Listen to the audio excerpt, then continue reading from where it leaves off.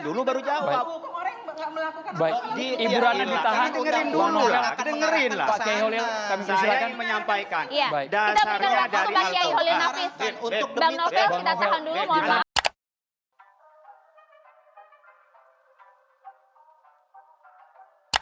Halo guys, kembali lagi di channel putaran kedua kanal Politik Milenial. Kali ini kita akan share pengetahuan mengenai hal-hal yang lagi topiknya hot banget, yaitu LGBT.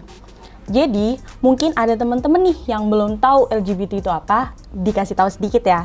Menurut dari Wikipedia, LGBT adalah akronim atau singkatan dari lesbian, gay, biseksual, dan transgender.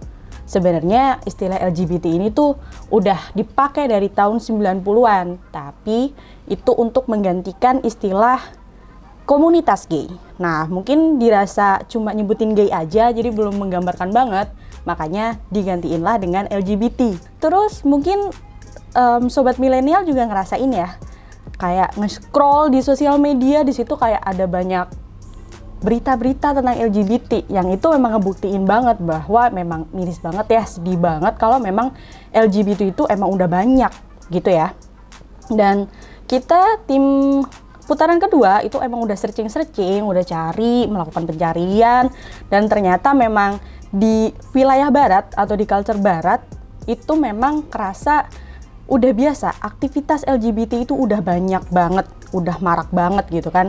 Di wilayah barat itu ada kurang lebih 30 negara yang udah melegalkan atau udah biasa gitu tentang aktivitas LGBT. Namun untuk wilayah timur itu memang kerasa banget, kental banget, ada agama, budaya, dan norma. Aktivitas LGBT itu tabu, bahkan dilarang. Tapi ternyata miris sudah ada satu negara yang melegalkan aktivitas LGBT, yaitu Taiwan.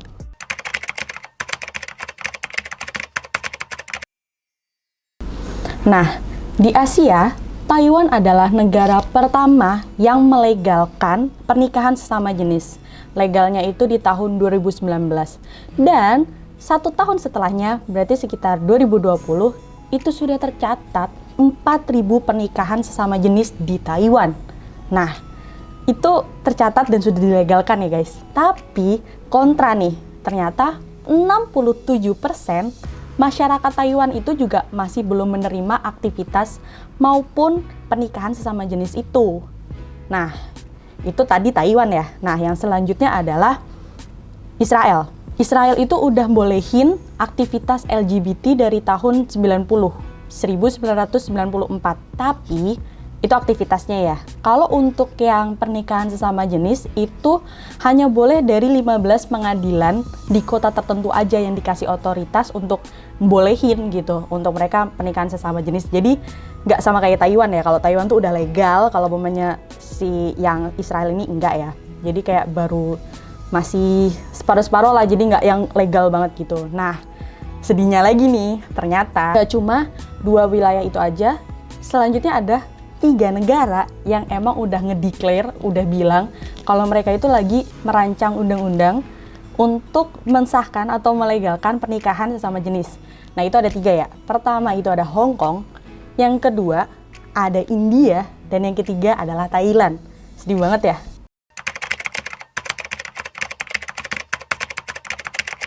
Secara umum, negara-negara di Timur Tengah masih mengatur bahwa LGBT adalah perilaku menyimpang dan ilegal, dinyatakan sebagai sebuah pelanggaran.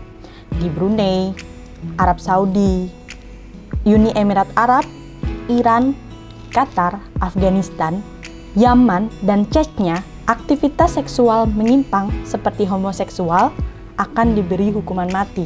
Dari perspektif agama, seluruh agama di seluruh dunia tidak memperbolehkan aktivitas LGBT. Karena hal ini melanggar fitrah manusia dan mengancam keberlangsungan kehidupan manusia di masa yang akan datang. Karena memang Tuhan telah menjadikan manusia itu berpasang-pasangan, laki-laki dan perempuan, yang nantinya akan menjadi keluarga dan akan melahirkan keturunan. Berikut adalah perspektif dari berbagai agama terkait dengan LGBT. Pertama, perspektif Islam. Yang kedua, perspektif Kristen. Yang ketiga, perspektif Hindu. Yang keempat, perspektif Buddha. Yang kelima, perspektif Yahudi.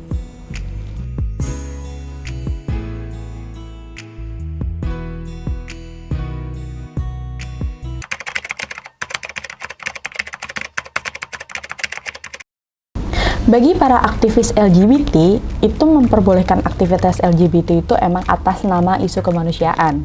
Padahal berdasarkan kajian ilmiah, kegiatan perilaku seksual menyimpang sangat merugikan kesehatan masyarakat. Salah satu dampak dari LGBT adalah penyakit HIV/AIDS.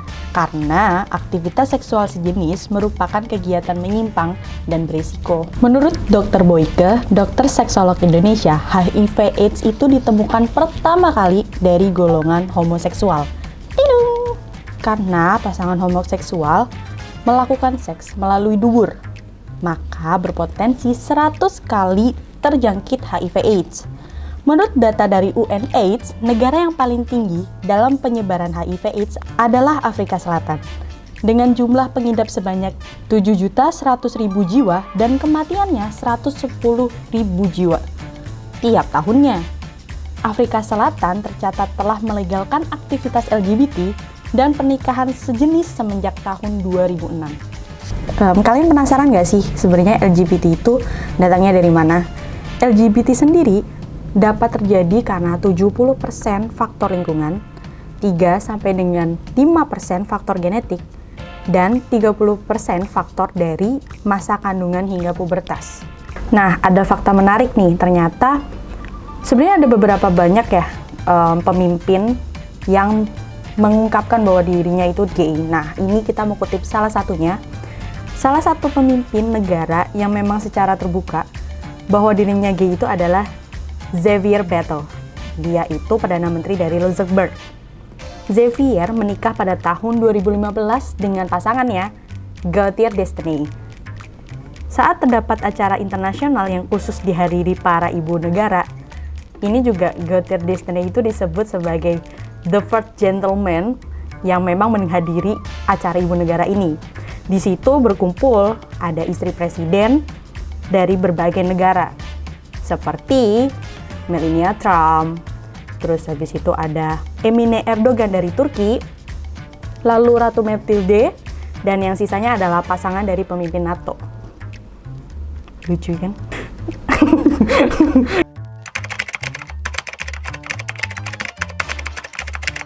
Nah, baru-baru ini di akunnya Deddy Corbuzier di-share video yang dia mengambil narasumbernya itu LGBT. Nah, viral banget kan, dan itu banyak banget yang komentar, bahkan yang ngomentarin tentang videonya Deddy Corbuzier sampai di take down kan. Itu salah satunya yang mau gue kutip di sini adalah dari Menteri Menko Polhukam, yaitu Mahfud MD. Di sini Pak Mahfud MD itu menyatakan bahwa sebenarnya ya untuk menyiarkan tayangan LGBT itu belum ada larangannya, belum ada KUHP-nya, dan belum ada produk hukumnya. Jadi kayak ya udahlah gitu, kayak masih diokein aja. Tapi pada tahun 2016 waktu itu Pak Mahfud MD juga pernah ngomentarin tentang LGBT. Nah, ini kita flashback ya. Dan itu benar-benar menurut gue itu beda banget. Di situ beliau mengatakan bahwa LGBT itu menjijikkan dan berbahaya di akun Twitternya. Dia itu secara terang-terangan menyebutkan bahwa LGBT adalah penyakit dan menular. Nah, janggal banget kan?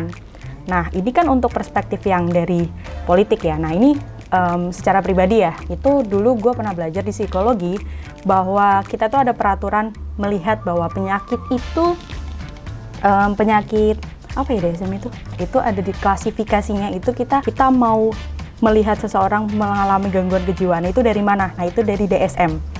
Nah, itu DSM itu sudah melalui berbagai edit ya, melalui berbagai perubahan dari DSM-1 hingga terakhir kali ini ada di DSM-5. Nah, itu DSM-1, homoseksual itu merupakan penyakit kejiwaan. Itu benar-benar dia masuk klasifikasi gangguan kejiwaan. Tapi di DSM-5 itu dia termasuk nggak masuk di klasifikasinya. Nah, janggal kan? Mungkin teman-teman bisa komentar di bawah yang anak psikologi. Ini sama kan kayak yang tadi gue omongin Pak Mahfud MD, nah ini di psikologi juga seperti ini. Nah, ada lagi nih, politikus lainnya yaitu Sukamta, yang merupakan anggota Komisi 1 DPR RI, meminta public figures seperti Deddy Corbuzier agar lebih bijak dalam menyebarluaskan konten di YouTube. Ia menilai penyebaran konten LGBT melalui akun Deddy sangat menyesatkan. Jadi kemarin viral. Nah ini salah satu lagi nih, politikus Pak Sukamta itu merasa bahwa ya itu nyebarin karena udah terkenal Deddy Corbuzier-nya, nyebarin konten seperti ini tuh takutnya menyesatkan begitu. Nih gue bacain ya, beliau ngomong apa. Di sini beliau berkata, saya menyoroti mengenai kebebasan yang ada batasnya, bukan kebebasan liberal ala barat. Legislator daerah Yogyakarta ini mengatakan bahwa kebebasan berekspresi yang dilindungi Undang-Undang Dasar 1945 sebenarnya memiliki batasan norma agama, sosial, masyarakat, dan hukum. Tadi Pak Mahfud ngomongnya gak apa-apa karena gak ada undang-undang, tapi Pak Sukamta bilang ini memang harus ada batasannya. Beda lagi kan guys. Nah, Pak Sukamta mengungkapkan LGBT itu sebenarnya adalah penyakit menular. Penularan dimulai dengan preferensi pembenaran, kemudian merembet keinginan untuk merealisasikan. Ya gampangnya ya, kalau memang gue pengen ini, awalnya tuh kayak, oh LGBT ini gue mau dibenarin nih, gue ada, gitu kan. Tapi lama-lama ini bisa ngerembet loh, kalau memangnya dia ngomong, gue harus dibenarkan, ngerembet, ngajak-ngajak, akhirnya ya direalisasikan gitu. Takutnya seperti itu. Seharusnya orang yang mengidap LGBT diobati, bukan dipublikasi kepada masyarakat. Menarik ya guys, dari berbagai negara dan tadi isu-isu, fakta-fakta yang udah di-share semoga menjadi wawasan pengetahuan buat teman-teman sekalian. Dari situ kita jadi bisa dong tahu apa yang harus dihindari, apa yang harus didukung agar dunia yang lebih baik. Melalui perspektif kemanusiaan, apapun itu yang menyimpang patut diayomi dan dibimbing sehingga mereka kembali normal. Kita dari putaran kedua, sampai ketemu di video selanjutnya.